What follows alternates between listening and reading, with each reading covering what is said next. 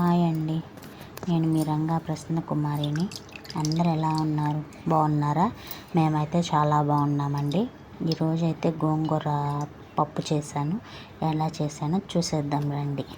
First అయితే కందిపప్పు తీసుకొని కడిగేసి కుక్కర్లో అయితే వేసేసుకున్నాండి. అలాగే పచ్చిమిర్చి, టమోటా, ఆనియన్ కట్ చేశాను, కుక్కర్లో వేసేసాను. కుక్కర్లో వేసిన తర్వాత గోంగూరని కడిగి వాష్ చేసి గోంగూర కూడా వేస్తున్నాను చూడండి. గోంగూర కూడా వేసేసాను. వేసేసి పసుపు వేసేస్తున్నానండి. పసుపు వేసి ఆయిల్ కూడా వేసాను. ఆ క్లిప్ మిస్ అయినట్టుంది. ఆయిల్ కూడా వేసాను.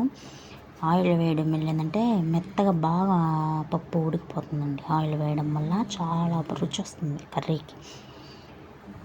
ఇంకా పప్పు అయితే ఉడికిపోయింది. అందుకోసం నేను ఆనియన్, ఎండుమిర్చి, వెల్లుల్లి అవి ముందుగానే కట్ చేసి పెట్టుకున్నాను. పప్పు అయితే ఉడికిపోయింది. పప్పు ఉడికిపోయింది కాబట్టి ఇంకా తిరగమాత వేయాలి కదా. తిరగమాత కోసం తిరగమాత అయితే పెట్టేశాను. తాలింపు గింజలు అయితే వేసాను. ఆనియన్, కరివేపాకు, ఎండుమిర్చి, వెల్లుల్లి కట్ చేసి పెట్టుకున్నాను కదా ముందుగానే. ఇప్పుడు పోపు అయితే పెట్టేద్దామండి. ఆయిల్ పోసి తాలింపు అయితే వేసేసాను. తిరగమాత గింజలు, ఎండుమిర్చి అన్నీ వేసేసాను. ఒక్కొక్కటిగా అన్నీ వేసేసాను. తాలింపు అయితే వేగుతూ ఉంది. తాలింపు వేగిన తర్వాత పోపు మొత్తం పోసేసి పప్పు అయితే రెడీ అయిపోయిందండి.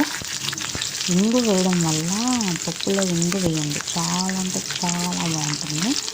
ఇంగు వేయడం వల్ల ఏంటంటే పప్పు టేస్ట్గా ఉంటుందండి. పప్పు అయితే రెడీ అయిపోయింది.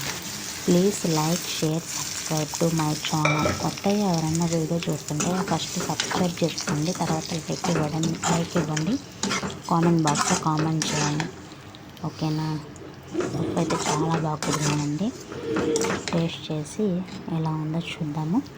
టేస్ట్ అయితే అదిరిపోయిందండి. పప్పు సూపర్ అంటే సూపర్గా ఉంది పప్పు. మీరు ట్రై చేసి ఎలా వచ్చిందో కామెంట్ చేయండి. ఓకేనా ఫ్రెండ్స్? బాయ్.